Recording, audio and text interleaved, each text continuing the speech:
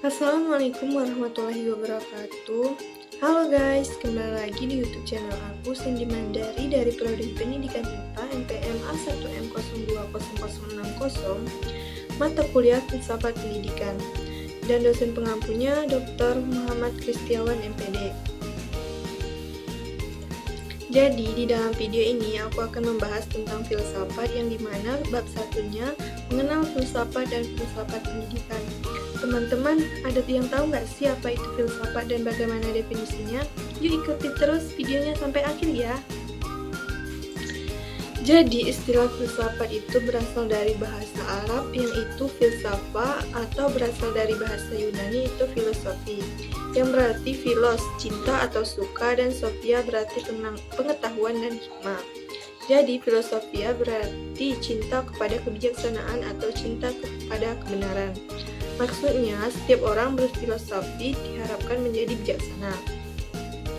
Jadi, secara umum, filsafat itu adalah hasil dari tujuan manusia mengenal dirinya, makna alam, dan tujuan hidup dengan menggunakan prinsip serta dibantu rasa dan keyakinan di dalam diri tersebut.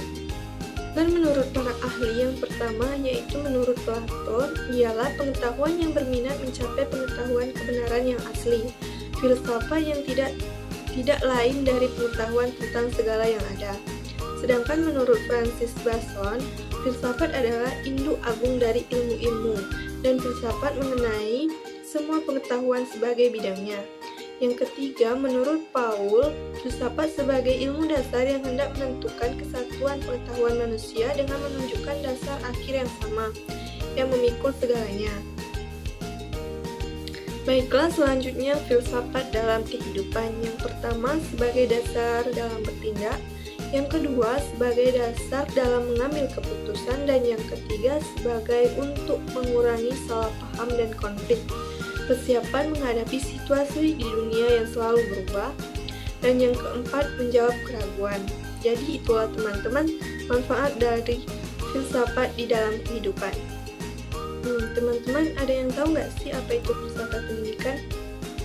Jadi, filsafat pendidikan itu memiliki ajaran filsafat yang telah mengisi kesahan ilmu filsafat. Yang pertama, idealisme, realisme, materialisme, pragmatisme, eksistensialisme. Jadi, makna filsafat pendidikan adalah filsafat yang digunakan dalam bidang studi mengenai masalah-masalah pendidikan. Filsafat akan menggunakan mau dibawa kemana siswa kita. Filsafat merupakan perangkat nilai-nilai yang melandasi dan membimbing ke arah pencapaian tujuan pendidikan. Jika makna filsafat pendidikan seperti itu, lalu apa yang menjadi persoalan filsafat? Persoalan filsafat memiliki ciri-ciri yaitu bersifat sangat umum. Persoalan kefilsafatan tidak bersangkutan dengan objek-objek khusus. Yang kedua, tidak menyangkut fakta. Persoalan filsafat tidak menyangkut fakta, artinya persoalan filsafat bersifat spekulatif. Yang ketiga, bersangkutan dengan nilai-nilai. Yang keempat, bersikap kritis, yang artinya analisis secara kritis terhadap konsep-konsep. Selanjutnya, bersifat sinoptik. Persoalan filsafat bersifat sinoptik, mencangkup struktur-struktur kenyataan secara keseluruhan. Yang terakhir, bersifat implikatif, membutuhkan jawaban. Jadi, bagaimana sih caranya berpikir kefilsafatan? Yuk, aku jelaskan. Cara berpikir kefilsafatan yaitu ada 3 cara. Yang pertama yaitu berpikir secara kefilsafatan sudah pasti berpikir secara menyeluruh dan sistematis. Karena berpikir adalah kegiatan menghubungkan pengetahuan atau mengelola informasi yang diterima. Yang kedua, pemikiran keilmuan adalah pemikiran yang sungguh-sungguh. Dan yang ketiga, berpikir keilmuan atau berpikir sungguh-sungguh adalah cara berpikir yang didisiplin dan diarahkan ke arah pengetahuan.